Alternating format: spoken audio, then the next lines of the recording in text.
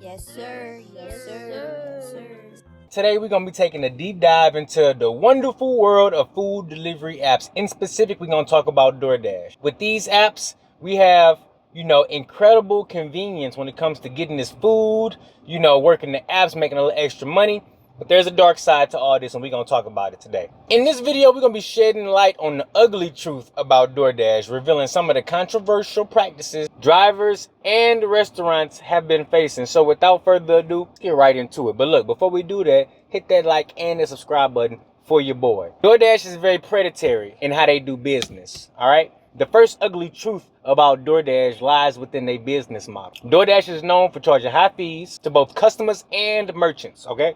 These fees can often eat into the restaurant's profits, and they probably already got slim profit margins, okay? Additionally, DoorDash's practices of listing restaurants without their consent. Yes, you heard me right. DoorDash will literally put a merchant on their app without the merchant even knowing anything about it. It's known as shadow menu. So you'll be able to place an order, DoorDash will collect that money and everything, but the merchant won't have nothing to know. They won't know nothing about nothing. And that's real. This is really happening out here. So this has created some friction and some legal challenges when it comes to the restaurant. Another issue that has sparked outrage among users is the way that DoorDash handles tips. In the past, DoorDash was accused of stealing tips, using the tips from the customer to subsidize the driver pay, giving the full tip amount instead of giving the full tip amount to the drivers, which is what while they have changed their policy due to public backlash. Ain't nobody sure if they still stealing them tips. It ain't nobody checking them to make sure that they not doing that. Let's talk about how they exploit their drivers. Now, DoorDash drivers, okay, first and foremost, DoorDash swear up and down that you're gonna make 25 to 30 per hour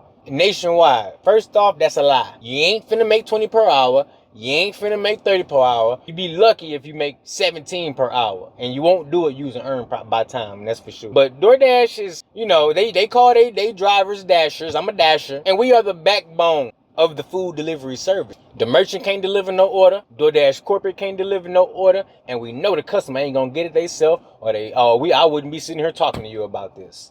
We are the backbone when it comes to the food delivery economy. We the backbone. Without the drivers, you get nothing. DoorDash gets no money. Customer gets no food. Nobody happy. Many dashers report low wages, lack of benefits, no job security, and they even claim that DoorDash algorithm prioritizes delivery gigs based on wealthier areas, leading drivers to leaving drivers in less affluent neighborhoods with fewer opportunities. So let me say that again. DoorDash algorithm prioritizes delivery gigs in wealthier areas, even drivers in less affluent neighborhoods with fewer opportunities. Now, we're going to talk about the pressure DoorDash puts on the consumers, drivers, and the merchants. DoorDash's rapid growth has resulted in high demand for these deliveries, guys, leading to a highly competitive environment for drivers. It's worse than ever right now for drivers. If you're thinking about quitting whatever you're doing to be a DoorDash driver, right now is not the time. It probably won't ever be a good time to do it, but right now is definitely the worst time to do it. In the past, you might have been able to leave a W-2, maybe make you 30, 40 bucks an hour multi-apping. You really can't do that no more these days. Dashers often find themselves rushing to complete deliveries within tight time frames, jeopardizing road safety, and even sometimes breaking traffic laws. And I'm here to tell you, you get a ticket, DoorDash ain't paying that. They ain't paying that, and on top of that, that ticket might get you deactivated because when the new year of DMV checks come around and they do the motor vehicle department checks and they see you didn't got tickets last year, you will not be reactivated. Okay, so not only are you pressured to get the deliveries done, keep the customer happy, keep the merchant happy, you also pressured, to get these things done in sometimes unrealistic time frames. Let's be honest. And then sometimes you can even have issues with the delivery address, and that's all on you because you still got to complete that delivery within the specified time they give you. So this can all be deterrents when it comes to getting on these platforms. Now, next we're going to talk about the customer complaint. While DoorDash aims to provide a convenient customer service, numerous complaints about late or incorrect orders, missing items, unresponsive customer support, the list goes on. And we're not going to really talk about the wrong order delivered and order not arrived because a lot of that is a scam. But the lack of direct line of communication with with DoorDash can exacerbate these issues. leaving customers and drivers dissatisfied. I mean, I talk about it all the time in my videos. You call DoorDash customer support, you're more likely to get a cow, a rooster, a chicken, or a donkey on the phone before you get an actual human. And 9 times out of 10, if you get an actual human, you're going to hear one of those 4 forms of animals in the background. These are just facts, guys. I'm just here to tell you.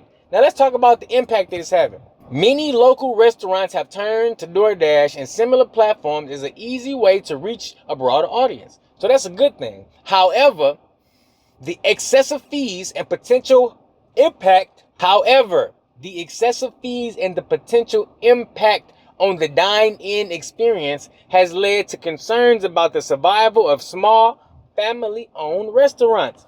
DoorDash is straight up gouging them. The mom and pop shops, they don't stand a chance.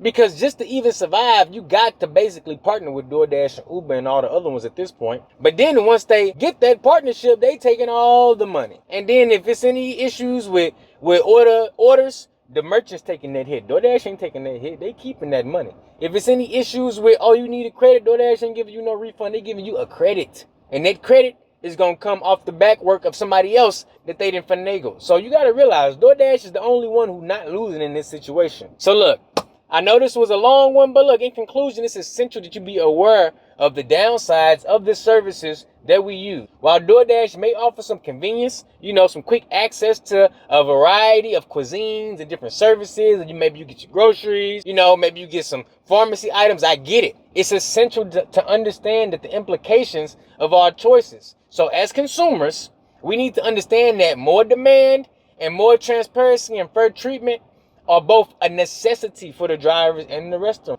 And then on the flip side, we gotta, try to do our best to take care of the customer, but we also gotta understand that it's a lot of scammy customers out here, and customers want what they want, and they want it quick and cheap. Ultimately, the responsibility lies with the company themselves to address these issues. It's not my job to address this. I mean, it is. I'm a YouTuber. I make content. It's my job to bring it to you guys. But it's DoorDash's job to address these concerns, man, because this is their company, and we look to them to make sure that they're going to be here in the future. And the way things is going, they're not doing a good job. We need them to step it up a little bit. When it comes to addressing issues of equitability, ethical issues, and everything in between, we need DoorDash to step up. So look, if you found this video informative, give it a thumbs up and share it with the other people so it can really reach the whole community. Let's spread some awareness about the not so glamorous aspects of the food delivery app. Don't forget to subscribe, guys.